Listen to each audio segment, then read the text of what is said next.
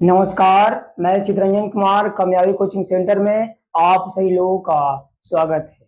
आज हम इस वीडियो में सोशल साइंस यानी कि सामाजिक विज्ञान से ऑब्जेक्टिव प्रश्न करेंगे। तो आइए शुरुआत करते हैं।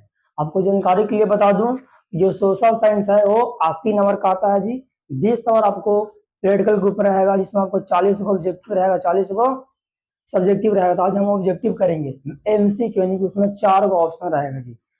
चलिए क्वेश्चन नंबर 1 सबसे पहले देखते हैं। क्वेश्चन नंबर 1 है, गांधी इरविन समझौता कब हुआ था? समझौता की जगह पर कहीं कहीं संधि लिखल रहेगा। हिंदी ग्रामर के संधि नहीं, संधि का मतलब दो आपस में बातचीत करना यानी कि मिलना।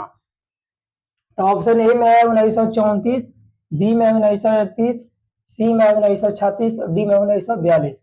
अगर गांधी इरविन समझौता, इसको राइट आंसर हो जाएगा ऑप्शन बी, यानी कि 1931 ईस्वी में गांधी इरविन समझौता हुआ था जी। 1942 में क्या हुआ था? तो भारत छोड़ो आंदोलन हुआ था। कौन किए थे? तो गांधी जी किए थे जी। यहाँ देखिए क्वेश्चन नंबर 2 है, गदर पार्टी का स्थापना किसने की? ए में है मोतीलाल नेहरू, ये तो स्वराज दल के किए थे जी। सी में है, बी में है बाल गंगाधर तिलक, सी में चितरंजन दास, स्वराज में थे, और डी में है लाला हरदयाल। इसको राइट आंसर हो जाएगा ऑप्शन डी, यानी कि लाला हरदयाल ने गदर पार्टी का स्थापना कहेगा कि लाला हरदयाल ने गदर पार्टी का स्थापना कब किया, कब कर देगा? हो जाएगा 1913। ध्यान दीजिए, ये पूछ सकता है एग्जाम में, गदर पार्टी की स्थापना किसने किया? लाला हरदयाल। कब किया? तो 1913 ईस्वी में किया। क्वेश्चन नंबर 3 देखिए, कह रहा है कि चिपको आंदोलन किस राज्य में हुआ था? ऑप्शन ए में है मध्य प्रदेश, बी में है बिहार, सी में है उत्तर प्रदेश और डी में है उत्तराखंड। तो जो चिपको आंदोलन कहला हुआ था, तो वहां के जो उद्योगपति थे पूरा पेड़ काट रहे थे जी। वहां के जो ग्रामीण थे, जो भी वहां के गांव के आदमी थे, वो पेड़ नहीं काटने दे रहे थे, पेड़ से ऐसे चिपक जा रहे थे। पहले हमको काटिए तब पेड़ के काटिएगा, इसलिए चिपको आंदोलन हुआ था जी। इसलिए इसको नाम पड़ा। पूछ देगा कि चिपको आंदोलन के मेन नेता कौन थे? बताएगा सुंदरलाल बहुगुणा। सुंदरलाल बहुगुणा पूछ सकता है कि चिपको आंदोलन के प्रणेता कौन थे? तो सुंदरलाल बहुगुणा। कौन राज्य में हुआ जी? तो उत्तराखंड में हुआ था। जो चिपको आंदोलन है वो उत्तराखंड राज्य में हुआ था। क्वेश्चन नंबर 4 है, टाटा टिस्को जो कंपनी है, यस जमशेद जी का स्थापना कब हुआ? तो ए में 1907, बी में 1908, सी में 1909 और डी में 1910। इसको राइट आंसर हो जाएगा 1907, ऑप्शन ए, यानी कि 1907 ईस्वी में टाटा टिस्को जो कंपनी है कहाँ है जी? जमशेदपुर में है।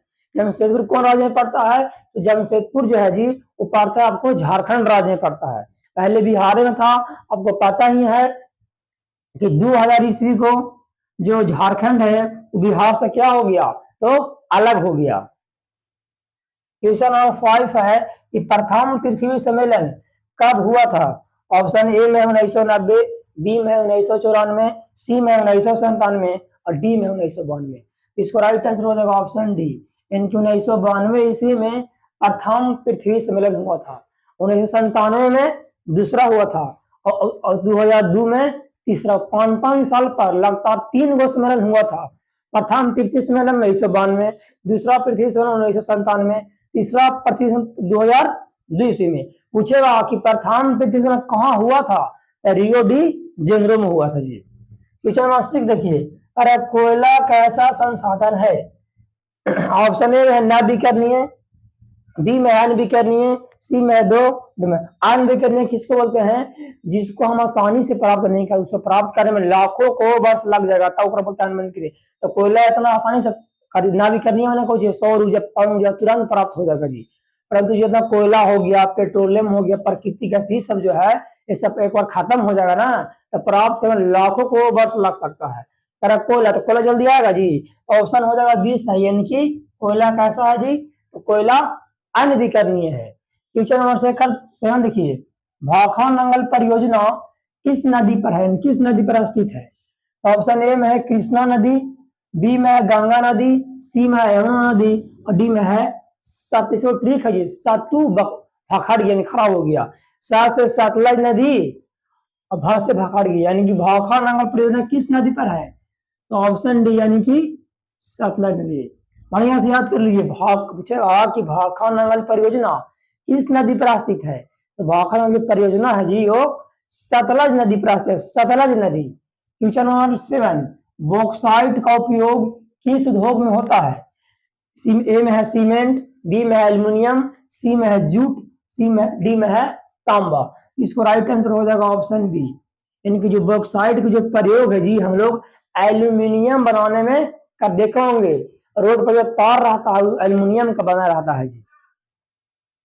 क्वेश्चन नंबर 9, पंचायती राज संस्थाओं के कितने स्तर होते हैं? तो ऑप्शन ए में है 4, बी में है 2, सी में है 3 और डी में है 5। इसको राइट आंसर हो जाएगा 3, यानी पंचायती राज संस्थाओं में 3 स्तर है जी, ऑप्शन सी सही हो जाएगा। क्वेश्चन नंबर 10 देखिए, कह रहा भारतीय संविधान में जो मौलिक अधिकार है, शुरुआत में 7 मौलिक अधिकार था, शुरुआत में 7 मौलिक अधिकार था जी।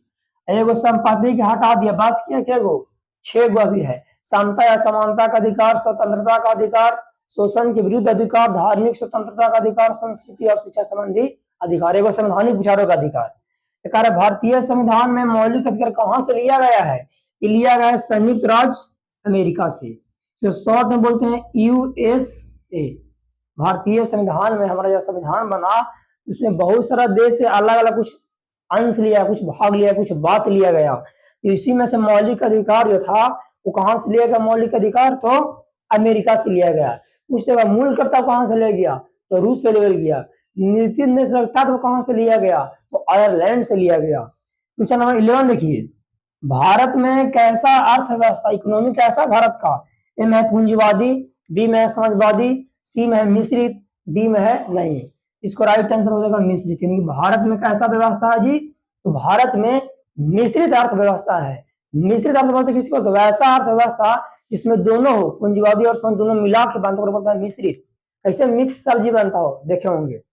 क्वेश्चन नंबर 12 है मुद्रा। मुद्रा का मतलब क्या? रुपया पैसा। मुद्रा का प्राचीनतम यानी कि सबसे पुराना रूप क्या है?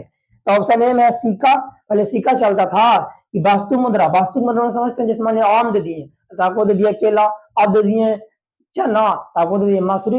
ये पहले पैसा नहीं चलता, पहले वास्तु से वास्तु लेन देन प्रणाली था। जैसे मान लिया आपको आटा घटल है तो आपको कोई पैसा नहीं देगा, आटा बन देगा चावल, आपको चावल नहीं दे दिया गेहूं, ऐसे होता था पहले। तो ऑप्शन हो जाएगा 20 है, यानी कि वास्तु विनिमय प्रणाली चलता थी।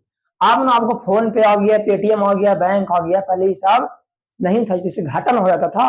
मान लिया कि तेल है, किसी को 700 है 1 किलो, ठीक है 700 है, मान लिया कि 50 रुपए किलो, गेहूं है 20 रुपए किलो, जेकर 700 आपको देगा तो उसको घाटी ना हो जाएगा जी, इसलिए सब सिस्टम हट गया। अब भारी भी लगता था, अब फोन पे मैसे पैसा टिपिएगा चल जाएगा, पहले वास्तु से वास्तु घर पहुंचाया पड़ता था तो समय भी लगता था। लास्ट है क्वेश्चन नंबर 13 है भूकंप। थरथरा लगता पृथ्वी, भूकंप कैसा आपदा है? ए में प्राकृतिक, मानव आदमी को लाएगा, सी में है एवं विद्युत डिमनो, भूकंप, सुनामी, बाढ़, सुखाड़, ये सब कौन सी सब्जी? प्राकृतिक आपदा है। तो ऑप्शन ए हो जाएगा सही। जो भी आपको 13 बताया गया ऑब्जेक्टिव जी, एग्जाम में बहुत बार इसमें कुछ ऐसा क्वेश्चन आधा से अधिक ऐसा क्वेश्चन है जो एग्जाम में आ चुका है। अब क्वेश्चन मैं खोलिए 2011 से 2024-25 के बीच में आपको मिल जाएगा, इसलिए सब क्वेश्चन को हम अच्छे से रिवाइज कर लिए ताकि एग्जाम में आपका अच्छा से अच्छा नंबर आ सके। फिर आपसे बहुत जल्द मिलेंगे नेक्स्ट वीडियो में। धन्यवाद।